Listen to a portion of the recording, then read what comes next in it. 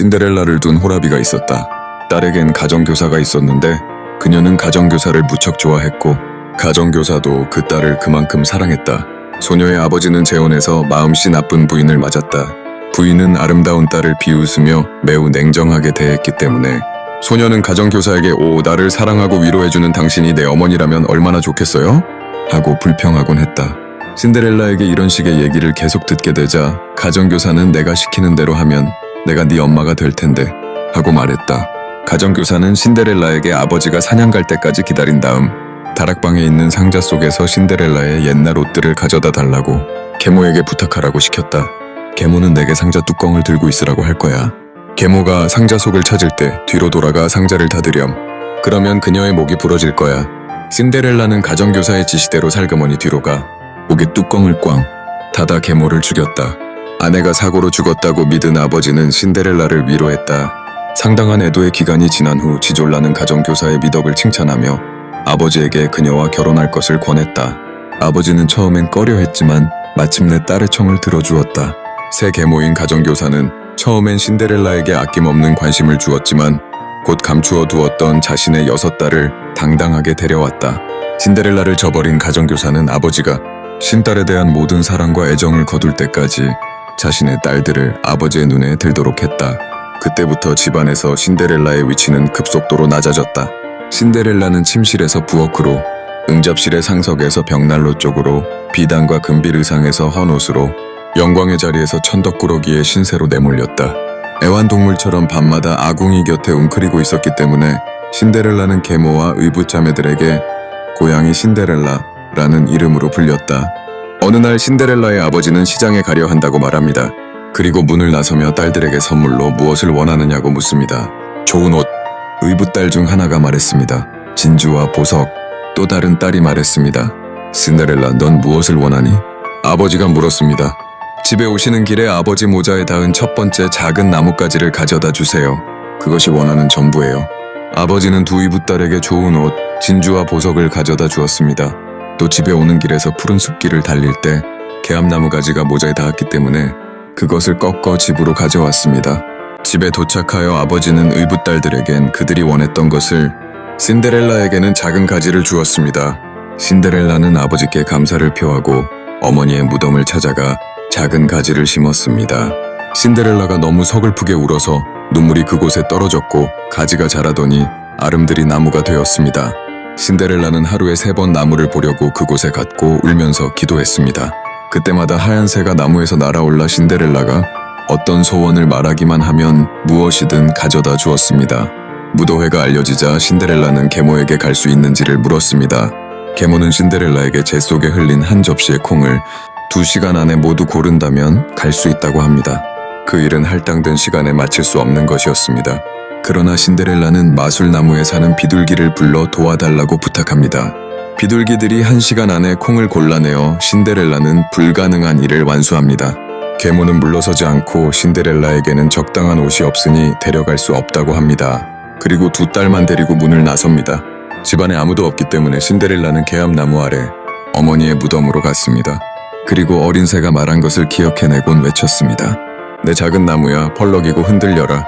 은과 금을 내게 떨어뜨려 주렴. 그때 나무 속에 사는 새는 은과 금으로 반짝이는 드레스와 비단으로 수놓은 금빛 구두 한 켤레를 떨어뜨렸습니다. 신데렐라는 서둘러 그 옷을 입고 축제에 갔습니다. 신데렐라는 이미 3일 밤 동안 연속으로 무도회에 참석했고 매번 왕자가 그녀의 진짜 신분을 알기 전에 가까스로 빠져나왔습니다. 사흘째 밤에 왕자는 신데렐라를 잡으려는 마음에서 궁전 계단 위에 역청을 바릅니다. 신데렐라 대신 왕자는 구두 한 짝을 잡게 됩니다. 그리고 구두에 맞는 여인을 아내로 맞이한다는 선언 후 신데렐라가 살고 있는 집에 왕자의 신하들이 도착했을 때 계모와 그 딸들은 문에서 그들을 맞이합니다. 딸들은 각자 신발이 맞을 거라고 확신해서 구두를 신어보는 것을 기뻐합니다. 계모가 문 밖에서 기다리는 동안 언니가 신을 신으려고 방으로 갑니다. 얼마 안 있어 문제가 생깁니다. 큰딸은 구두가 너무 작아 엄지 발가락을 구두에 넣을 수가 없었습니다. 큰딸의 어머니는 칼을 주면서 말했습니다. 자, 발가락을 잘라라. 여왕이 되면 걸어다닐 일이 없을 테니까. 그래서 큰딸은 발가락을 자르고 발을 구두에 구겨 넣은 다음 아픔을 감추고 왕자에게 갔습니다. 왕자는 신부가 될 사람과 함께 떠났습니다. 그들이 신데렐라 어머니의 무덤 곁을 지날 때 개암나무 덤불 속에서 두 마리의 비둘기가 외쳤습니다.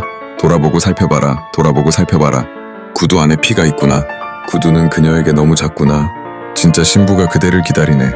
왕자는 구두를 내려다보고는 구두 안에서 피가 새어나오는 것을 봅니다. 말을 돌려 다시 신데렐라의 집으로 돌아가 다른 딸이 구두를 신어봐야 한다고 주장했습니다. 작은 딸은 구두를 신어보려고 방으로 들어갔습니다. 발가락은 쉽게 구두에 들어갔지만 발 뒤꿈치가 너무 컸습니다. 그때 어머니는 칼을 건네주며 말했습니다. 뒤꿈치를 조금만 자르렴. 네가 여왕이 되면 결코 걸어다니지는 않을 거야. 작은 딸도 뒤꿈치를 조금 잘랐고 피가 나는 발을 구두에 밀어 넣었습니다. 그리고 나서 왕자에게 갔고 왕자는 앞자리에 신부를 앉히고 말을 달렸습니다.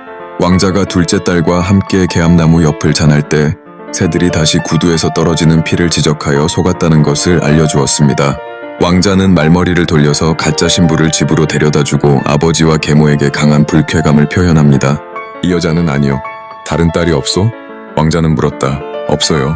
죽은 처의 소생인 더러운 신데렐라 뿐입니다. 그 애는 신부감이 못 돼요. 라고 아버지가 대답했다. 왕자는 불러오라고 명령했지만 계모는 대답했다. 오, 안 돼요. 그 애는 너무 더러워요. 그 애를 보여줄 순 없어요. 그러나 왕자는 그녀를 데려오라고 했고 신데렐라는 나와야만 했다. 아래층으로 내려가기 전 신데렐라는 손과 얼굴을 아주 깨끗이 닦았다. 그리고 자신에게 금빛 구두를 내미는 왕자에게 갔다. 신데렐라가 의자에 앉아 무거운 나무신에서 발을 꺼내 금빛 구두에 밀어넣자 구두는 완벽하게 맞았다. 신데렐라가 일어섰을 때 왕자는 얼굴을 들여다보고 자신과 함께 춤추었던 그 아름다운 처녀임을 알아보고는 외쳤다. 이 사람이 바로 그 신부요. 계모가 두 딸은 너무 놀랐고 왕자가 말 앞자리에 신데렐라를 태우고 떠날 때는 분노로 얼굴이 창백해졌다. 그들이 개암나무를 지날 때 두 마리의 흰 비둘기가 신데렐라를 따라와서 그녀의 어깨 오른쪽에 한 마리 그리고 왼쪽에 한 마리가 앉은 후 계속 머물러 있었다. 결혼식 날 두 이붓 자매는 왕자와 신부의 환심을 사고 싶어 하면서 예식에 참석한다. 그러나 신데렐라의 보호자인 두 사이는 아직 그들을 용서하지 않는다. 결혼식 행렬이 교회로 들어갈 때 큰언니는 오른편에 작은 언니는 왼편에서 걸었다. 그들이 지나갈 때 비둘기가 두 사람의 눈을 하나씩 쪼았다. 그들이 되돌아 나올 때 큰언니는 왼편, 작은 언니는 오른편에 있었고 비둘기들은 그들의 다른 한 눈을 파냈다. 그들은 사악함과 거짓 때문에 남은 여생 동안 장님으로 살게 되었다.